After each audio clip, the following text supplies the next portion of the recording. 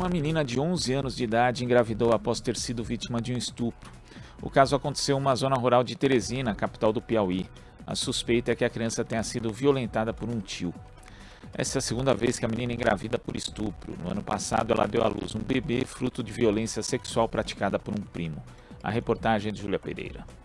Uma menina de 11 anos, moradora da zona rural de Teresina, capital do Piauí, está grávida após ter sido vítima de estupro. A gestação de 3 meses foi descoberta na semana passada. A suspeita é que o estupro tenha sido cometido por um tio, irmão do pai da vítima. Essa é a segunda gestação da criança. Em janeiro de 2021, aos 10 anos de idade, ela engravidou após também ter sido estuprada por um primo de 25 anos. Amanda Vitorino, advogada integrante da Rede Feminista de Juristas, comenta que esse caso evidencia uma dura realidade vivida diariamente por milhares de meninas e meninos brasileiros. Em 2021, o país registrou 66 mil casos de estupro. 61,3% das vítimas tinham até 13 anos. Em 79,6% dos casos, o autor era conhecido da vítima. Os dados são do Anuário Brasileiro de Segurança Pública. O Brasil é o segundo país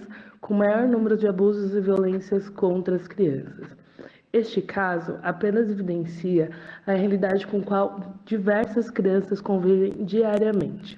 Isso porque mais de 70% dos casos de violência e abuso sexual contra as crianças acontecem dentro do próprio lar da vítima e por pessoas próximas ao âmbito familiar. Essa situação demonstra o quanto a sociedade brasileira é omissa, conservadora e falha nas entregas de suas políticas públicas, visto que não assegura às crianças saúde, segurança, direitos e o pleno desenvolvimento. A menina de 11 anos de idade deu à luz após a gestação, fruto da violência sexual sofrida no ano passado. Por ter sido vítima de estupro, a criança tinha o direito ao aborto legal, mas o procedimento não foi autorizado pela mãe, pois, segundo ela, o médico afirmou que a filha correria risco de morte no procedimento. Dessa vez, a interrupção da gravidez ainda não foi decidida pela família. A Gerência de Direitos Humanos da Prefeitura de Teresina diz que o pai defende o procedimento. Já a mãe afirmou ao jornal Folha de São Paulo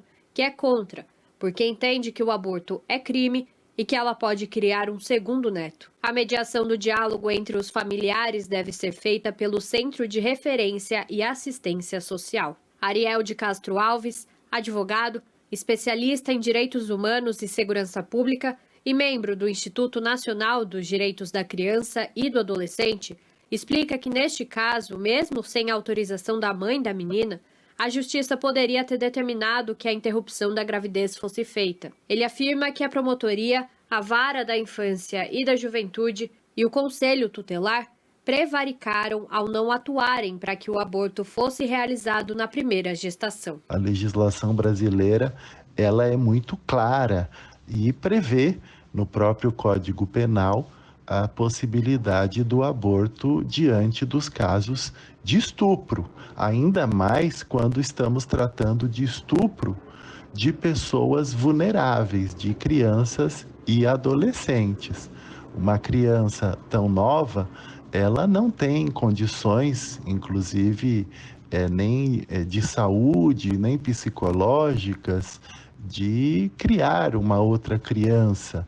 Ela deve estar brincando, deve estar na escola e não exercendo a maternidade, não exercendo os deveres do poder familiar. Relatos recebidos pela Folha indicam que desde a primeira gravidez, a menina de 11 anos nega tratamento psicológico e se tornou uma criança calada, que pouco sai de casa e que abandonou a escola, comportamento que se agravou após a segunda violação. A mestre em políticas públicas, Silvia Bud, lembra que o cuidado e a garantia de direitos de crianças e adolescentes são deveres da família, assim como do Estado e de toda a sociedade. Por isso, ela explica que para evitar que casos semelhantes se repitam com outras meninas e meninos, é importante que ações intersetoriais sejam pensadas e praticadas. É importante que essas ações ocorram de forma integrada, intersetorial, que as diversas áreas do serviço público estejam atuando de forma conjunta para enfrentar esses problemas. E aí envolve desde estabelecer aulas de educação sexual dentro da escola, garantir a lei de escuta protegida, garantir formação dos profissionais da saúde, da educação e da assistência social para reconhecer casos de violência, elaborar campanhas, garantir políticas públicas também para os familiares. Tem que ser uma atuação muito integrada entre os setores das políticas públicas, os setores da administração pública para enfrentar esse problema. A juíza da 2ª Vara da Infância e Adolescência em Teresina, Maria Luísa de Moura Melo, autorizou que a menina saia da casa dos pais e seja encaminhada para um abrigo. Além disso, o Conselho Tutelar procurou a titular da primeira Defensoria Pública da Infância e Juventude do Piauí, que deve ajuizar uma ação com pedido de medida provisória que garanta a integridade da criança. O caso está sendo investigado pela Delegacia de Proteção à Criança e ao Adolescente, ligada à Polícia Civil do Piauí, para saber se houve crime de negligência dos pais da menina de 11 anos e das autoridades públicas. Júlia Pereira, Rádio Brasil Atual e TVT. Você está ouvindo Jornal Brasil Atual. As notícias que os outros não dão.